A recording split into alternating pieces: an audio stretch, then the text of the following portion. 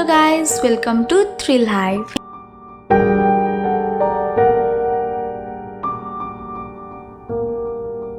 आज एक स्टोरी लेकर आई हूँ और ये स्टोरी रियल की स्टोरी। हाँ भाई, ये स्टोरी रियल है, कोई झूठ फ्रिक्शनल ऐसा कुछ भी नहीं है, सच्ची में हुई है।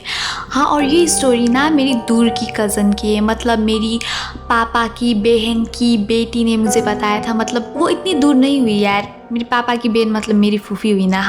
हाँ, ये स्टोरी मेरी फूफी की बेटी ने बताई थी, क्योंकि वो और मैं एकदम सेम एज के और हम दोनों की बहुत ज़्यादा बनती है। उसने मुझे एक स्टोरी सुनाई थी जो कि उसके घर पर हुई थी। ये बहुत डेंजरस स्टोरी, मतलब मैंने जब सुना था ना मेरा दिमाग ही उड़ गया था, ऐसा भी कुछ हो सकता है करके। उसका नाम दिव्या है। हाँ, ऐसा हुआ कि उसकी भाई की शादी थी। मतलब उसकी भाई की शादी में हम सब लोग इनवाइटेड थे, लेकिन मैं नहीं थी गाइस। क्यों पता है? क्योंकि मेरे घर पर जिसकी भी शादी हो मेरे एग्ज़ाम्स आ जाते हैं। एग्ज़ाम्स, शादी और मेरी कुछ नहीं बनती है। एग्ज़ाम्स को मैं बहुत पसंद हूँ, इसीलिए जब भी किसी की भी शादी की चर्चा हो एग्ज़ाम आ जाते। और शादी नहीं, सब कुछ लाइक मैं फैमिली फंक्शन में तो दिखती भी नहीं हूँ, क्योंकि हर एक बार मेरा एग्ज़ाम हो जाता है। मेरा किस्मत बहुत ही ख़राब है गाइस, क्या बताए। चलो हर पार्ट पे आते हैं। शादी बहुत अच्छे तरीके से हुई, मतलब धूमधाम से हुई। और उसने डांस भी किया था यार, मुझे भी डांस करना था उस शादी में, लेकिन मेरे एग्ज़ाम थे। Sad life guys. चलो आते हैं अब मेन पॉइंट पर।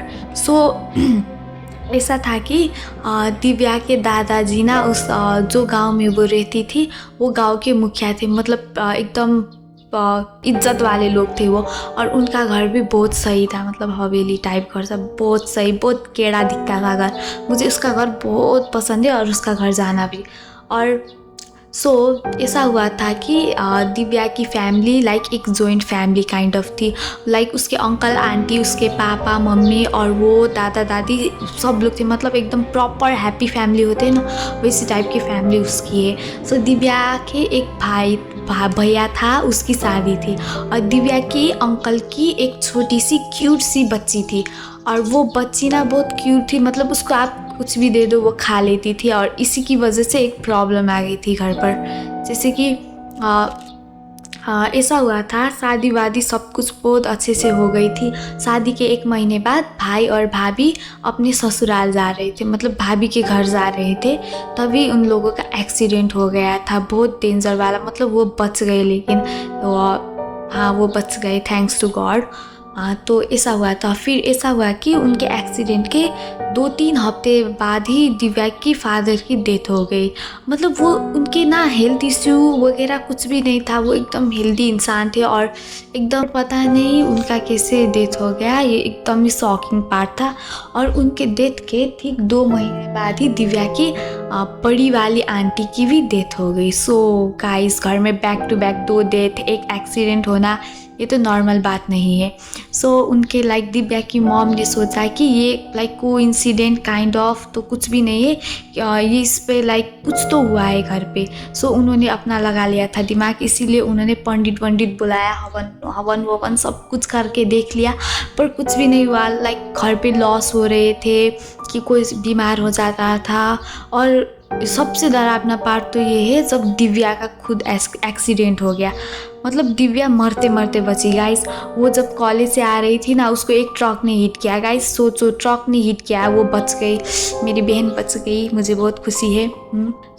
ये सब कुछ देख के दिव्या की मॉम बहुत ज़्यादा ही डर गई, इसलिए उन्होंने रिसर्च करना चालू कर दिया कि अब इस चीज़ का सॉल्यूशन क्या लाए, क्योंकि घर पर बहुत बुरी चीज़ हो रही है और ऐसे तो चलेगा नहीं, कुछ तो करना पड़ेगा। इसीलिए दिव्या की मॉम ने सर्च करते वक्त पता लगा है कि राजस्थान के मेदिनीपुर ज़िले में ऐसे भूत तंत्र मंत्र ये सब कुछ उतारने का काम होता है। और उन्होंने डिसाइड किया कि मेदिनीपुर से एक बाबा को लाएंगे अपने घर पर और दिखाएंगे घर पर एक्चुअल में हुआ क्या था। दिव्या के अंकल और जो भी थे वो बड़े लोग, वो सब लोग मेदिनीपुर गए और बाबा जी को लेकर आए। जब बाबा जी घर पर आए ना, जब बाबा जी ने लाइक जैसे फिल्मों में दिखाते हैं ना, घर पर बाबा जी पैर रखते ही बुरी शक्तियाँ का उनको पूरा हो जाता है, सेम डिट्टू वही हुआ गाइस। बाबा जी ने घर पर आते ही बोला कि आप लोगों के पीछे कुछ तो पड़ी है और किसी ने आप लोगों पर बहुत गंदी नज़र डाली है, इसीलिए ऐसा हुआ है।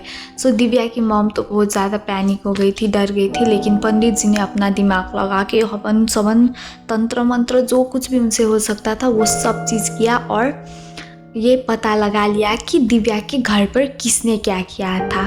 सो बाबा जी ने बताया कि एक्चुअल इश्यू कहाँ से हुआ। सो दिव्या के दादाजी मुखिया थे गांव के, प्रेस्टिजियस आदमी, मतलब उनकी सब लोग इज्जत करते थे और वो लोग बहुत ज़्यादा रिच थे। सो उनका दिव्या के दादाजी और दिव्या की दादाजी की बहन के साथ प्रॉपर्टीज इश्यू में झगड़े हो रहे थे और वो झगड़ा बहुत ज़्यादा बढ़ गया और उन दोनों का रिलेशनशिप भाई बहन वाला ख़त्म हो चुका था। मतलब वो दोनों एक दूसरे के जान के दुश्मन काइंड ऑफ हो गए थे।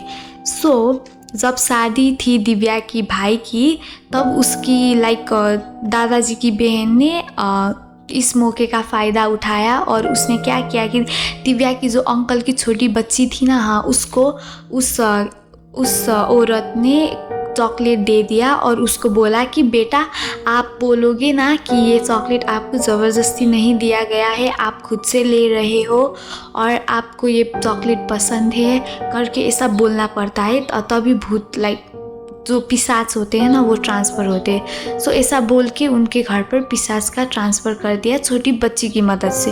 लेकिन उस बच्ची को तो कुछ भी नहीं होगा, लेकिन वो जो पिशाच उनके घर में है ना वो सबको ख़त्म कर देगा, पूरी उनकी पूरी फैमिली तबाह करके रख देगा, ऐसा पावरफुल था।